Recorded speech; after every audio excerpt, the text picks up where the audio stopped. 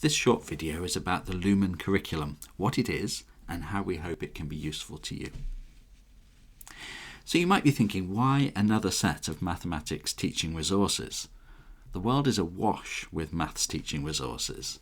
The TES, which is the main go-to for a lot of teachers, apparently has over 700,000 of them.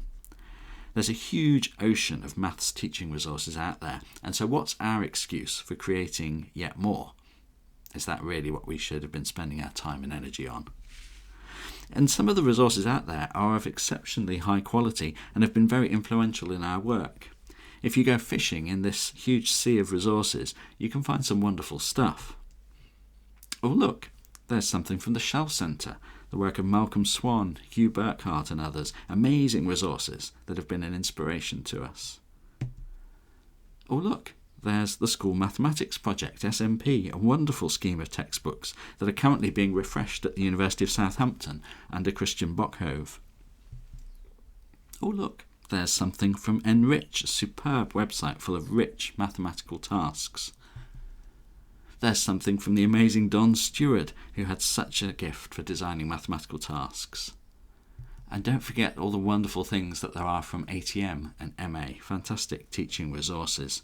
So these seas can be beautiful seas to swim in with many amazing things in them. But unfortunately, the majority of the sea of resources out there is not quite so pretty. Often, rather than this, it looks a bit more like this.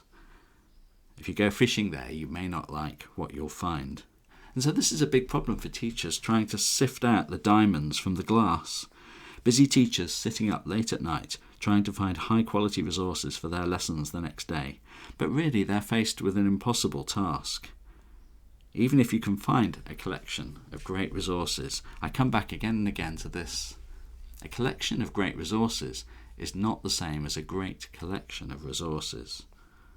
A whole bag of individually great resources doesn't necessarily add up to a great collective experience for students. So if you think about the mathematics teaching resources that you use or that you're familiar with, I want to pose some questions. Are they high quality? What Hugh Burkhardt used to call things with the potential for surprise and delight. Commercial resources are put together in a hurry to meet a tight deadline. Have the designers had the time and space to try multiple possibilities and iteratively improve the product? So that's the first question. Second question I want to pose, do they fit together coherently? I don't mean do they look superficially as though they came from the same place. Same logo in the corner, same page design in a textbook. What I mean is how well connected and organised are the ideas? If you source your materials from all over the place, it's very challenging to achieve coherence. And even if they all come from the same source, they may not really, when closely examined, cohere all that well. Third question, are they informed by the best available research evidence? There's mathematics education research, cognitive science research, and educational design research. We've been very fortunate in Loughborough to have the largest team of researchers focused on mathematics education anywhere in the world to support our efforts to locate the findings that we need to do this. And we've written academic papers about how we've tried to apply research findings to the design of the curriculum. Next question, have they been trialled in real classrooms by real teachers? Now I admit due to COVID we've done less of this than we would have wished when we set out, but many published resources are just put together by someone, often quite quickly, and then published with absolutely no trialling whatsoever. Fifth question, are they free? Why enrich commercial publishers if you can get what you need for free? School mathematics department budgets are tight, and do you want your main expense to be on textbooks that maybe you don't even like all that much? Are they editable? Published resources are fixed, locked as PDFs or printed pages, and this leaves teachers powerless even to correct egregious errors. Right from the beginning of this project, we were determined that teachers are professionals and must have agency over the details, and so the LUMEN resources are all completely editable. Now, when you show maths teachers a resource, what do they typically say? I generally find teachers are positive, friendly people. What I hear them say often is, I like it, but. They would like to use it, but they would use it if it were different, often in some small way. I like it, but my students are like this and need this. I like it, but my teaching style is like this, so I'm more effective when I do things this way. I like it, but my school or trust have agreed to do this or that. So it's not just about quality, it's about suitability for the context. Teachers and schools have to be treated as the experts on this. We can't do that. And most educational resources are take it or leave it. What we've developed is editable. And so our resources are take it or leave it, or adapt it and improve it. Everything is completely editable under Creative Commons. Take a little, take a lot, or take it all. Use it however you like. Now maybe you're thinking, but we design our own lessons. And if that's the case and that works for you, then that's great.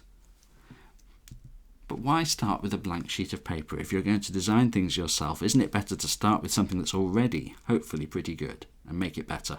Tailor it to what you need. And if you're busy, use it as it is. It's bound to be better than going fishing in that enormous sea where you could find anything. Begin with something that's already good and try to make it better. So please adapt our materials however you see fit. So where do I sign up, you might be asking? And the answer to that is you don't. There are no logins. We know that teachers often share computers, and school networks can be very heavy-handed in blocking things that try to be secure.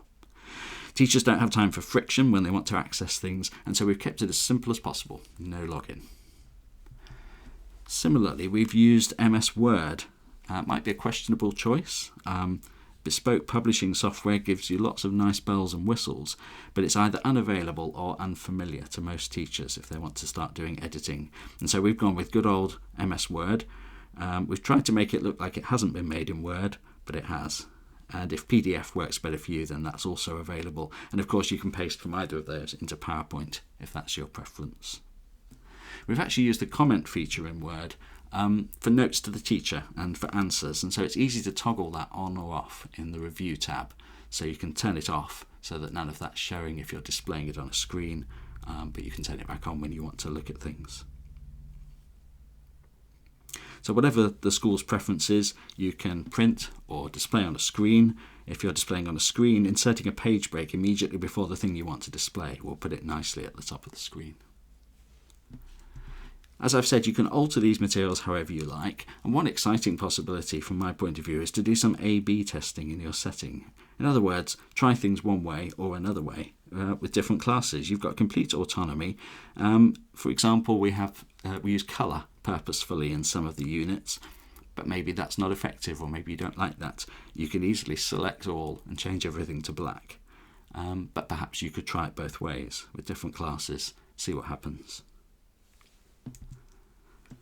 So please let us know about any improvements that you make and any errors that you find, and what you learn from using these materials about what makes them more or less effective. Let us know what you wish we'd done differently.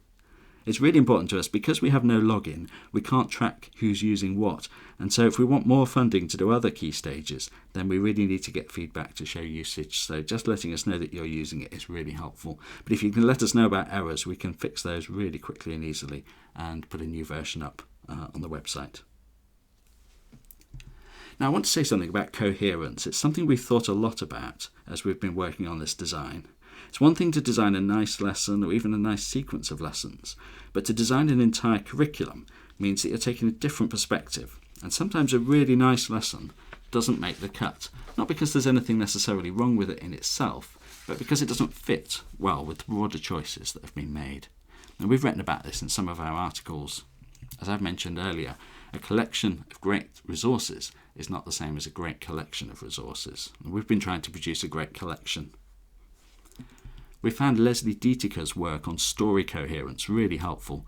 We've tried to envisage each unit of the curriculum as a story that takes students through the content of that unit, and we've tried to outline the story at the beginning of each unit.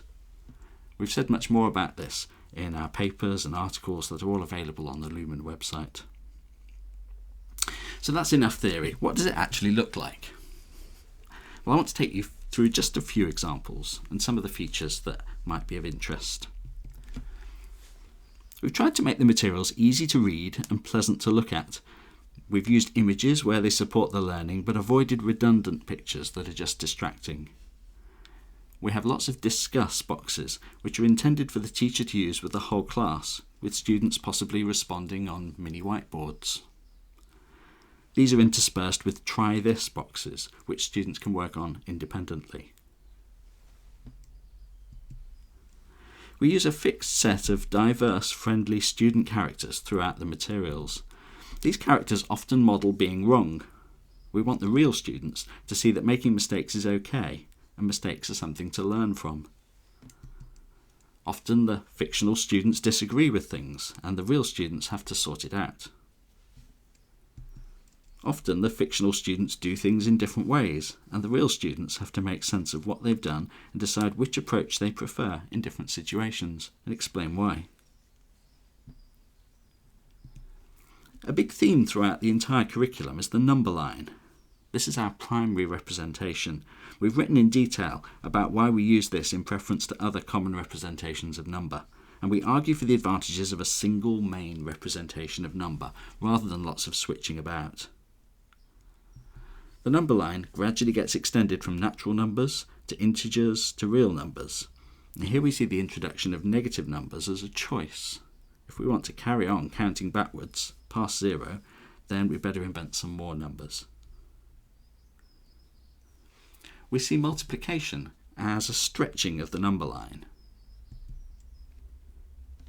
And we see multipliers as perhaps the biggest single idea across the Key Stage 3 curriculum. In lots of this, we're of course building on the foundations that students have laid at primary school. In the LUMEN Curriculum, we start a long way back to cater for students who are not yet secure with important ideas, and we anticipate that teachers will make the judgment to omit things that are too basic for their students. We would rather provide things that you can omit than leave you searching for supplementary material to fill gaps. The curriculum isn't structured into individual lessons, but as a long ribbon of activities. Lessons in secondary school in the UK can vary from between about 30 minutes to 90 minutes, a factor of 3, so it makes no sense for us to try to divide the materials into lesson-sized chunks. I've written and talked before about the value of planning and teaching larger units of content, allowing the breaks to come where the content dictates and not worry about where the lesson breaks come. So the materials don't try to make neat set-piece lessons with beginnings, middles and ends. If you want to be responsive to the student's needs, you can't be too prescriptive about where exactly you're going to get to by the end of any particular lesson. So the resources provide a sequence of tasks like a long ribbon of activities, and then the scissors can snip breaks in wherever is appropriate for the situation. We know that which manipulatives and technology are available varies dramatically from school to school. And we've approached this by trying to make almost everything doable without. But we've often suggested where practical equipment can be used, and we've also linked to free or widely available software such as GeoGebra and spreadsheets for many of the tasks. The main algebra units in years 7 and 8 are highly based on the free grid algebra software, which is easily accessible from any browser. And although these units can be used without grid algebra, we highly recommend using the software for at least some of the time spent on those units. Finally, each unit ends with longer, open-ended problem-solving tasks that we call excursions. These tasks build on the problem-solving that we've sought to embed throughout each unit. We offer a variety of different problems, and we intend all students to access these problems at some point during the unit.